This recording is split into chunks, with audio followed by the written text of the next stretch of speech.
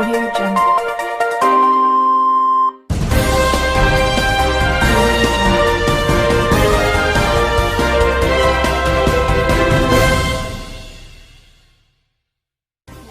साथियों का बहुत बहुत धन्यवाद कि वो आज की प्रेस वार्ता में पहुंचे। जैसा कि मैं यहाँ सदर 322 पे प्रत्याशी और आपके माध्यम से गोरखपुर के लोग अपने प्रत्याशी के विषय में जानना चाहते हैं, फिर प्रिंट मीडिया के माध्यम से हम लोग प्रयास करेंगे कि अपनी बातों को उन तक पहुँचा दें।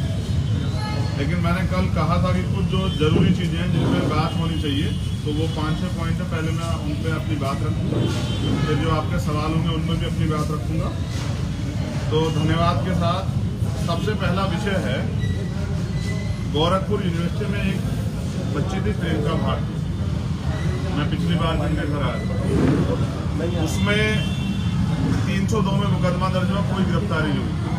बताया जाता है कि जो जिन पे मुकदमा हुआ था, जो विभागाध्यक्ष थी दिव्या रानी जी, वो मुख्यमंत्री जी के करीबी, इसलिए उन पर कोई कार्रवाई नहीं। और अभी तो खबर है कि एफआईआर लगी है।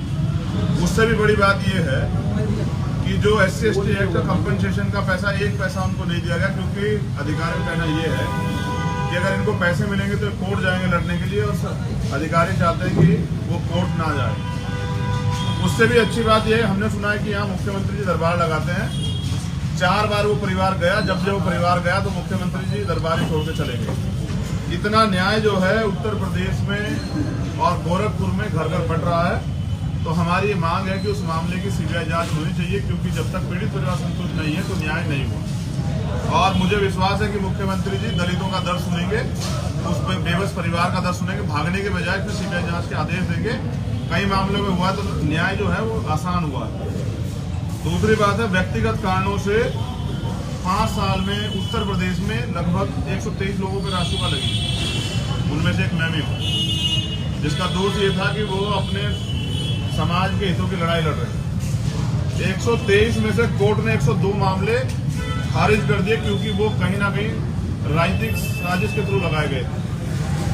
15 लोग सिर्फ अकेले गोरखपुर में, और वो 15 लोगों में से मैक्सिमम लोग हुए हैं जो मुख्यमंत्री के खिलाफ बोले।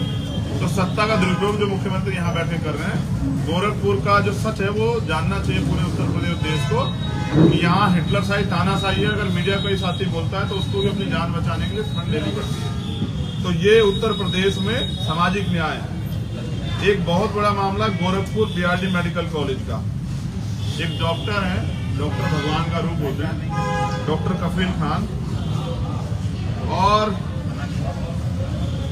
अपनी खामियां छिपाने के लिए उनको इतना प्रताड़ित किया गया, झूठे मुकदमे लगा के उनको जेल में रखा गया, और महाराष्ट्र से पकड़ के NSA उन पर लगाए गए। फिर कोर्ट ने कह दिया कि ये इनके ऊपर जो किया जा रहा है ये गलत, ये दोषी नहीं है। उन्होंने, कोर्ट ने जो है उनको सारे आरोप खारिज कर दिए।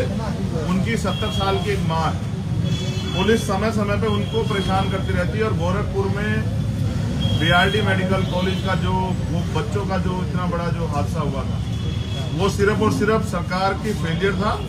उसको छिपाने के लिए मुख्यमंत्री जी ने बलि का बकरा मुसलमान होने के नाते, क्योंकि उत्तर प्रदेश में तो मुख्यमंत्री बात करते हैं 80-20 की, मुसलमान होना भी अपराध, तो इसलिए कफील भाई को परेशानियां झेलनी पड़ रही है। लेकिन ये एक डॉक्टर के साथ होना, ये इस बात का पैमाना है कि वो किसी भी कीमत पे अन्याय के खिलाफ जो आवाज उठेगी उसको दबा देना चाहते हैं।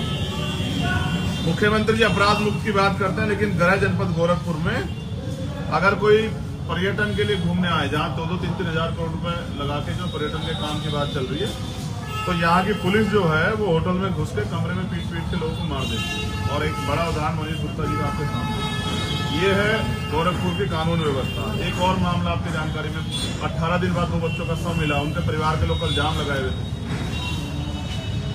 घटना खोलने के नाम पे पता नहीं किसे जेल भेज दिया है। परिवार संतुष्ट नहीं है, लेकिन क्योंकि हम आने वाले थे तो प्रयास करके उनको मैनेज कर रहे हैं। वो परिवार के भी उनसे मिलेंगे, क्योंकि यहाँ अपराधियों को नहीं, कतली करनी फर्क होने के कारण अपराधियों को तो संरक्षण दिया जा रहा है, लेकिन लोगों की जान जा रही है। एक संजू देवी और महिला थी, अब ये कह रहे हैं कि ये राम राज्य है, वहीं उनकी गोली मार के हत्या की गई परसों रात। तो ये गोरखपुर। एक यहाँ प्रोफेसर हैं कमलेश गुप्ता जी, जो हिंदी विभाग दीनदयाल जो गोरखपुर विश्वविद्यालय है उसमें विभागाध्यक्ष के जिम्मेदार थे उनको वो बनते विभागाध्यक्ष उनको रोकने के लिए वहां के कुलपति ने साजिश करके उनको निलंबित कर दिया। वो आंदोलन कर रहे हैं, वो पिछड़े वर्ग से आते हैं, इसलिए कुलपति जी नहीं चाहते कोई पिछड़े वर्ग का व्यक्ति यहाँ विभागाध्यक्ष बन जाए। उन्होंने तो एक घोषणा भी कर दी थी कि मैं शरीर त्याग दूंगा बसंत पंचमी वाले दिन। मैंने उनसे बात की, सर आप अध्यापक हैं, आप समाज का उदाहरण हैं, आप ऐसा कोई कदम मत उठाइए कि हम युवाओं के हौसले टूट जाए।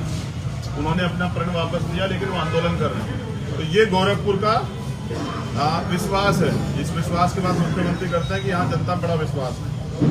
2018 में गोरखपुर विश्वविद्यालय में असिस्टेंट प्रोफेसरों की भर्ती हुई थी और गजब की बात यह है कि मुख्यमंत्री ने सब जाति के बड़े पैमाने पर लोग वहां स्थापित करा दिए। एक लिस्ट है पूरी, और मीडिया के साथियों से पता लगा कि जो लिस्ट 2 दिन पहले रिलीज हो गई थी कि भाई ये लिस्ट हो सकती है संभावित, वही लिस्ट वहां जाति पैमाने पे थी।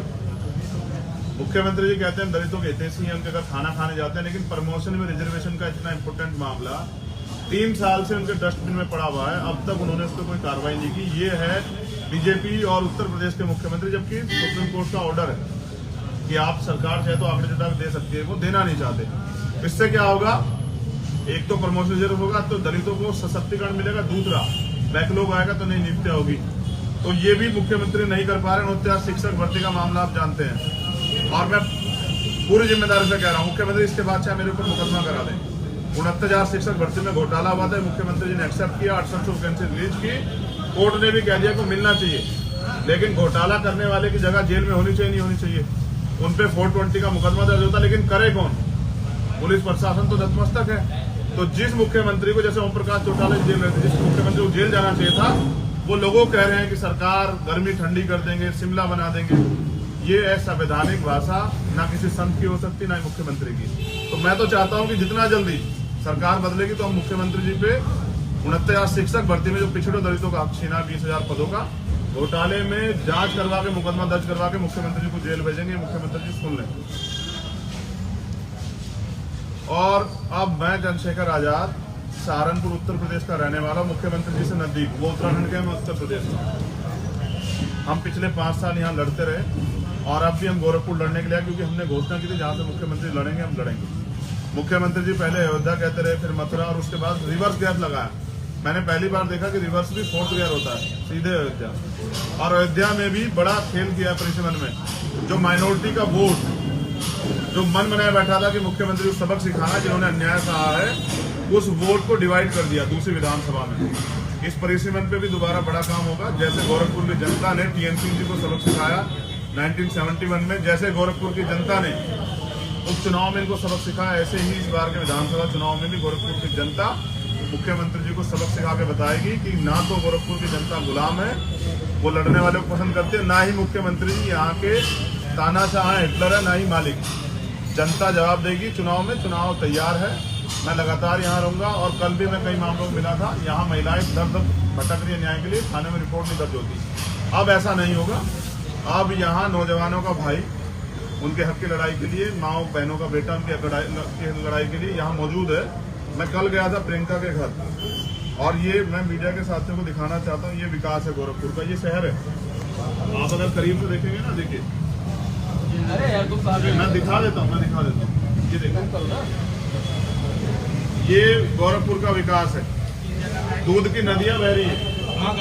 ये प्रियंका जी की गली का है, शिवपुर शाहबाज, कौन सी जगह?